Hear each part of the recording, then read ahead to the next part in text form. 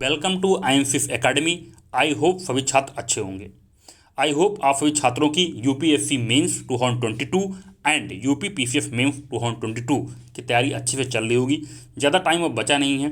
UP PCS mains में approx 20 दिन बचे हुए हैं, तो तैयारी को अच्छे से जो है करते रहिए। बिल्कुल भी डिप्रेस होने की जरूरत नहीं है और जो है लगातार जो है हार्डवर्क करते रहिए, ठीक है, क्योंकि पेपर वाइज चीज़ें बिल्कुल डिपेंड करेंगी। अगर आप किसी पेपर में कम भी रह जाते हैं तो डेफिनेटली अगले पेपर में अच्छा करने का प्रयास करेंगे। तो ये काफ़ी लंबा प्रोसेस होगा, ठीक है। आपके 4 पेपर जीएस के होंगे, 2 ऑप्शनल के होंगे, हिंदी का होगा, एसए का होगा। इससे ज़्यादा चीज़ें ऊपर नीचे अगर हो भी रही हैं तो टेंशन लेने की जरूरत नहीं है। बस ये सोचना है कि आपको अच्छे से आंसर लिख के आना है, ठीक है।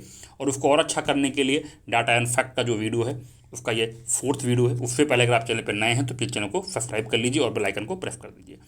और यूपीएससी जो मेंस छात्र देने जा रहे हैं उनके एग्जाम में भी ज़्यादा समय नहीं बचा है, अप्रॉक्स 9 डेज हैं। तो प्लीज़ आप लोग अपना जो है नोट्स जो है अच्छे से रिवाइज कर लें और कुछ भी नया पढ़ने का प्रयास ना करें। डाटा और फैक्ट पर मेन ध्यान दें, क्योंकि इसका इस्तेमाल आप इंट्रो में कर सकते हैं, ठीक है, कंक्लूजन में कर सकते हैं। तो अगर किसी क्वेश्चन के बारे में कोई कम नॉलेज भी है तो अगर आपके पास डाटा फैक्ट्स हैं, डिफिनीशंस हैं, तो डेफिनेटली आप जो है उनका अच्छे से इस्तेमाल करके जो है उस उत्तर को लिख सकते हैं, ठीक है। तो पूरा जोर आपको इसी पे लगाना है और आप रिवीजन पे ज़्यादा ध्यान दीजिए, ठीक है। जो मोस्ट इंपॉर्टेंट टॉपिक्स हैं उनको जरूर एक बार देख लें और साथ ही जो टॉपिक सिलेबस के अंदर जिस पर जो है पहले प्रश्न नहीं आया है उनको भी थोड़ा सा देख के जाएं, और जिन पे आ चुका है उन पे तो आपने अच्छे से पीवाईपी कर लिया होगा, ठीक है। इन सब चीज़ों को अच्छे से जो है पकड़ के रखिए, बिल्कुल छोड़ना नहीं है। इससे तो कुछ नहीं जाएगा। लगभग अगर आपने पीवाईपी अच्छे से किया होगा तो आप लगभग सारे प्रश्नों का उत्तर देने में सक्षम हो जाएंगे, ठीक है। तो चलिए स्टार्ट करते हैं आज का ये वीडियो। उससे पहले मैंने आपको ऑलरेडी जो इन्फॉर्मेशन दे दी है कि आर ओ जो आपका एग्ज़ाम हुआ था उसका रिजल्ट आपका इसी वीक या नेक्स्ट वीक में आपका आ सकता है, ठीक है। तो चलिए स्टार्ट करते हैं।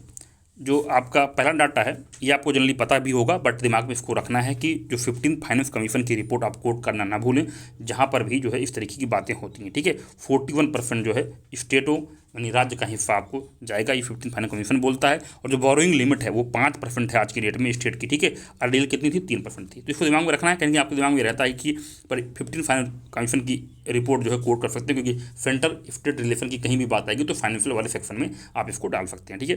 अगर मैं इलेक्शन की बात करूँ, क्योंकि इलेक्शन का थोड़ा सा फ्री भी और बाकी चीज़ें तो आप ये डेट में रह रही हैं, ठीक है, और वहाँ से थोड़ा भ्रष्टाचार भी जुड़ा रहता है, पैसे कितने खर्च हो रहे हैं, तो इसलिए थोड़ा सा इंपॉर्टेंट हो सकता है। इलेक्शन का कोई भी क्वेश्चन आएगा तो डेफिनेटली आप वहाँ पे कोट कर सकते हैं। आज की डेट में अगर बात की जाए जो लास्ट आपके इलेक्शन हुए हैं, ठीक है, लोकसभा के, तो लगभग 55,000 से 60,000 करोड़ रुपए जो है खर्च हुए हैं 2019 लोकसभा में, ठीक है। तो बहुत इंपॉर्टेंट डाटा है। और लगभग 100 करोड़ पर कंस्टिट्यूंसी, जितनी भी आपकी कंस्टिट्यूंसीज हैं उनमें लगभग 100 करोड़ रुपए खर्च होते हैं। सोचिए कितना पैसा खर्च होता है इलेक्शन पर, ठीक है। तो कई सारे जो है टॉपिक भी न्यूज में है इलेक्शन में, मैंने आपको जो टॉपिक उसमें दिया भी था। तो ये इंपॉर्टेंट डाटा है, ठीक है। तो आज की डेट में अगर मैं बात करूं तो 97.5% जितनी भी पार्टियों ने क्या किया है वहाँ पर अपना नाम जो है क्या किया, आपका रजिस्टर किया है, उसमें से जो है इतने परसेंट जो है वो अनरिकॉग्नाइज्ड पॉलिटिकल पार्टी है, ठीक है। और 2 टाइम्स जो है पिछले 10 सालों में ये जो है बढ़ गया है, ये ADR की रिपोर्ट है, ठीक है। और लोकसभा में 29% जो MP हैं उनके ऊपर क्या है, जो है सीरियस चार्जेस है। तो जनरली ये भी आता है कि एलिगेशन लगता है कि भाई कितने MP हैं, तो ये डाटा भी इंपॉर्टेंट हो जाता है, ठीक है। RTI राइट टू इन्फॉर्मेशन की बात होती रहती है, तो इसकी इंपॉर्टेंस दिखाने के लिए आप बता सकते हैं कि RTI क्यों इतना इंपॉर्टेंट टूल है। तो क्योंकि 4800 लगभग 48 पर डे जो है RTI एप्लीकेशन पढ़ते हैं, और जब से RTI बना है सिंस 2005 1.75 करोड़ RTI एप्लीकेशन पढ़ चुके हैं, ठीक है। और इंडियन जो फॉरेस्ट रिपोर्ट है आपकी 2021 वाली, उसमें टोटल फॉरेस्ट ट्री कवर कितना है वो भी डाटा इंपॉर्टेंट है, इन्वायरमेंट संबंधित है, कहीं भी कोट कर सकते हैं। 24.6% है और 2261 स्क्वायर किलोमीटर ये इनकी जो है 2019 से, ठीक है। जॉब एक बहुत बड़ा इशू है, अनएम्प्लॉयमेंट एक बहुत बड़ा इशू है, ठीक है। तो अगर देखा जाए तो 2.5 करोड़ एस्पायरेंट हैं, ठीक है।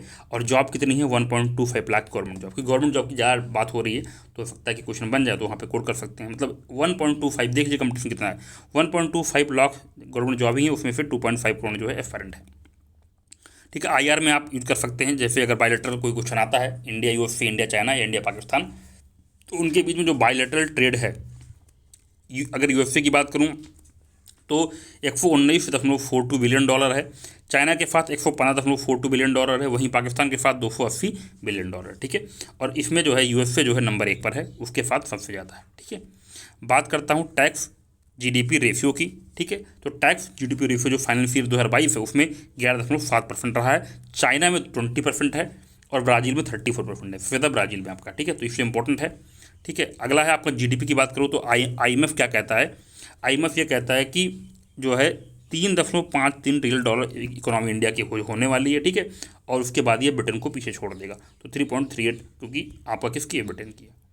आगे बात करते हैं black marketing in PDF food grains, जो आपके पब्लिक डिस्ट्रीब्यूशन सिस्टम है वहाँ जो फूड ग्रेन्स है उसमें ब्लैक मार्केटिंग होती है लगभग 40 से 60%। ये रिपोर्ट किसकी है, ये आपकी शांता कुमार कमेटी की रिपोर्ट है, बहुत इंपॉर्टेंट रिपोर्ट है, कोट कर सकते हैं डेफिनेटली क्योंकि PDF सिस्टम पे क्वेश्चन बनता है, ठीक है। अगर बात करूँ मैन्युफैक्चरिंग की तो इंडिया जो है 5th लार्जेस्ट मैन्युफैक्चरिंग सेक्टर है, लगभग 3.1% है ग्लोबल मैन्युफैक्चरिंग आउटपुट का, ठीक है। तो ये भी इंपॉर्टेंट है क्योंकि मैन्युफैक्चरिंग सेक्टर की बात हो रही है, तो ये आपको जॉब क्रिएट करना है तो डेफिनेटली काम करना ही पड़ेगा यहाँ पर, ठीक है। FDI फेयर की बात करूँ, ठीक है, तो डिफेंस मैन्युफैक्चरिंग में 74% हो गया, आपको जनरली पता ही है, और फूड प्रोसेसिंग इंडस्ट्री में 100% जो है FDI आपका हो गया है। बात करते हैं स्टार्टअप की, तो स्टार्टअप में 20 नंबर पर है आउट ऑफ 100। ये है आपकी ग्लोबल स्टार्टअप इकोसिस्टम रिपोर्ट 2021, ये जारी किया है स्टार्टअप ब्लिंक ने। और नेस्कॉम की एक रिपोर्ट है जिसमें कहा जा रहा है कि 3rd लार्जेस्ट स्टार्टअप हब होगा इंडिया वर्ल्ड में, ठीक है। तो ये सारी इंपॉर्टेंट चीज़ें हैं, ठीक है, जो फैक्ट में आप जल्दी इस्तेमाल करके अपने आंसर को जो है इन्हांस कर सकते हैं, ठीक है। तो मिलते हैं नेक्स्ट वीडियो में, तब तक के लिए बहुत बहुत धन्यवाद।